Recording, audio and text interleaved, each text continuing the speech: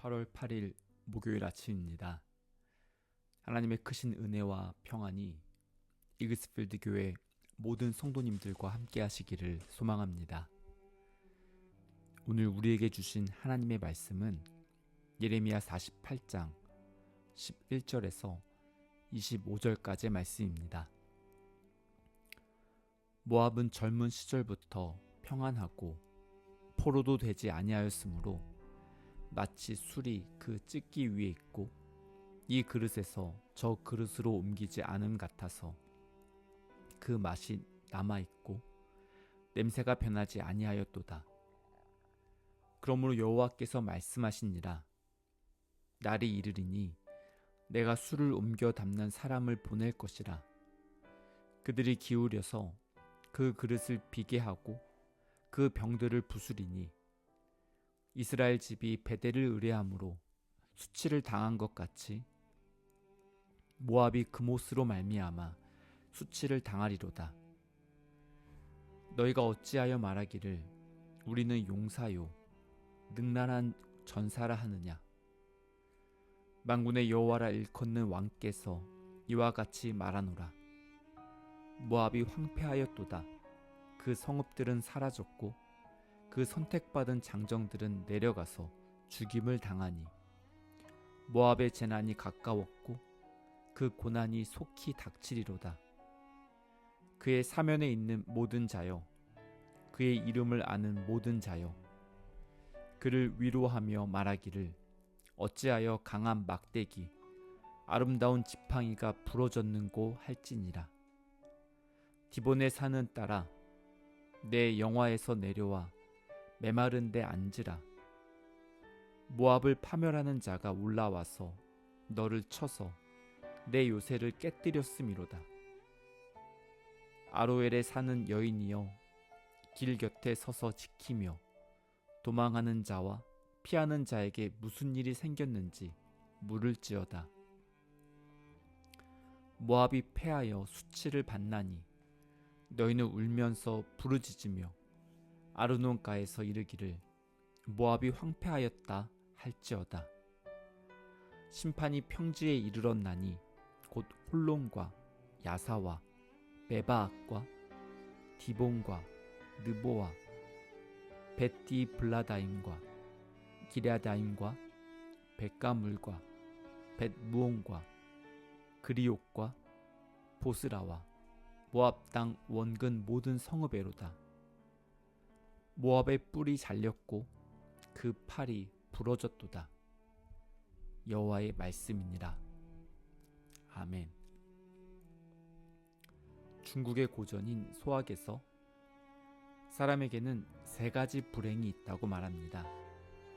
첫 번째 불행은 젊은 나이에 과거 시험에 급제하는 것이고, 두 번째 불행은 부모의 권세에 힘입어서 좋은 벼슬을 얻는 것이고, 세 번째 불행은 재능이 뛰어나고 글솜씨가 좋은 것이라고 말합니다.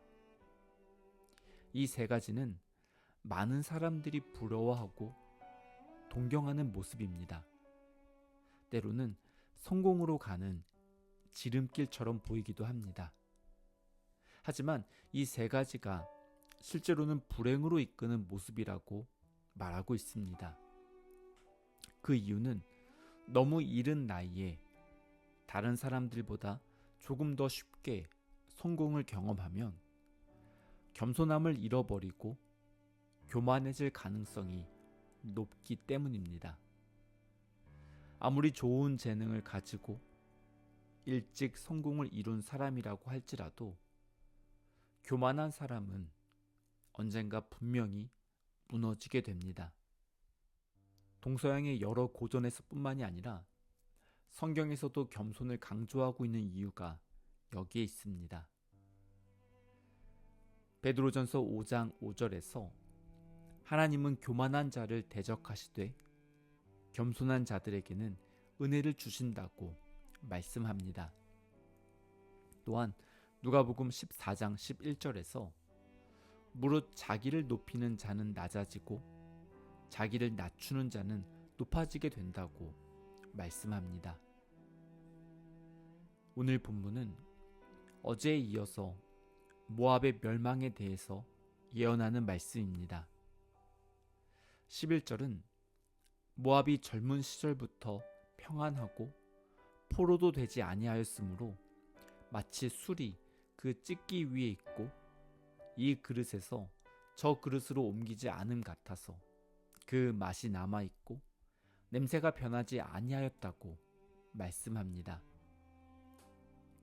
모압은 지리적으로 고원지대에 위치하고 있었기 때문에 요새처럼 외부의 적들로부터 방어하기 유리한 조건을 가지고 있었습니다.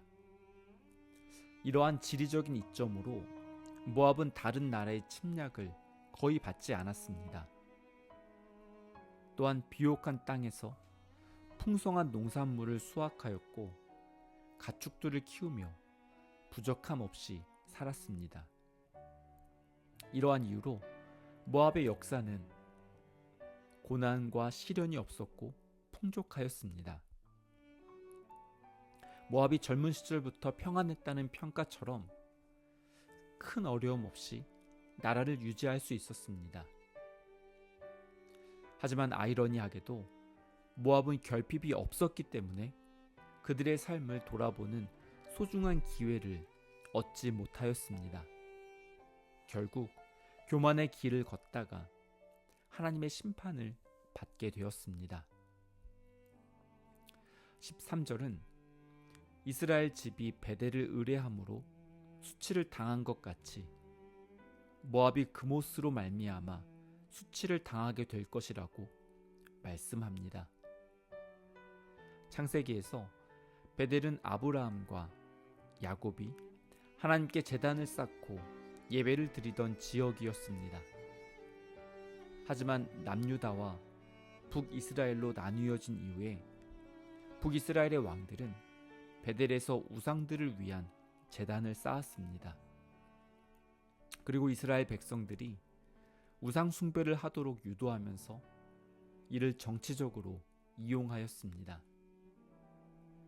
이스라엘 집이 베델을 의뢰하였기 때문에 수치를 당했다는 말씀은 이스라엘 백성들이 눈에 보이지 않는 하나님보다 자신들의 손으로 만든 우상을 더 의지하였기 때문에 심판을 받게 된 사실을 보여줍니다. 모압이 심판을 받게 된 이유 역시 그들이 믿었던 그모스 때문이라고 말씀합니다. 모압 사람들은 자신들이 믿었던 그모스가 물질적인 풍요와 번영을 가져다 줄 것이라고 기대하였지만 실제로는 사람들의 손으로 만들어진 우상이 그들을 지켜줄 수 없었습니다. 한순간에 사라질 헛된 우상에 사로잡히고 물질적인 풍요로움이 전부라고 생각했던 모압은 자신들이 용사이고 능란한 전사라고 착각하였습니다. 모압 사람들이 가지고 있었던 자부심은 결국 교만으로 이어지게 되었습니다.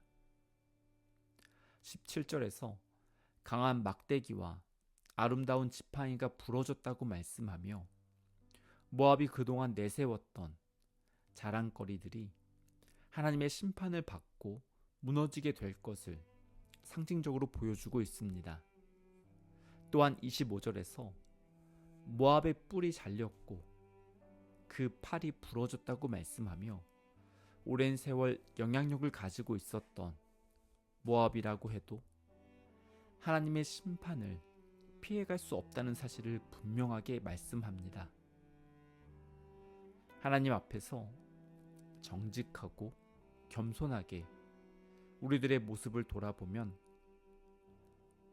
하나님의 도우심 없이는 살아갈 수 없는 존재라는 사실을 깨닫게 됩니다. 오늘도 겸손하게 하나님을 의지하며 세상 속에서 믿음의 여정을 걸어가는 모든 성도님들 되시기를 바랍니다. 함께 기도하시겠습니다. 좋으신 하나님, 오늘도 하나님의 말씀을 묵상하며 저희들을 향한 하나님의 마음을 깨닫게 해주셔서 감사합니다. 하나님 앞에서 정직하고 겸손하게 저희들의 모습을 직면할 수 있도록 저희들의 영적인 눈을 열어 주시옵소서. 지금까지 저희들의 삶을 보호해 주셨고 지금도 저희들을 지켜주시는 하나님을 신뢰하며 겸손하게 믿음의 여정을 걸어갈 수 있도록 인도해 주시옵소서.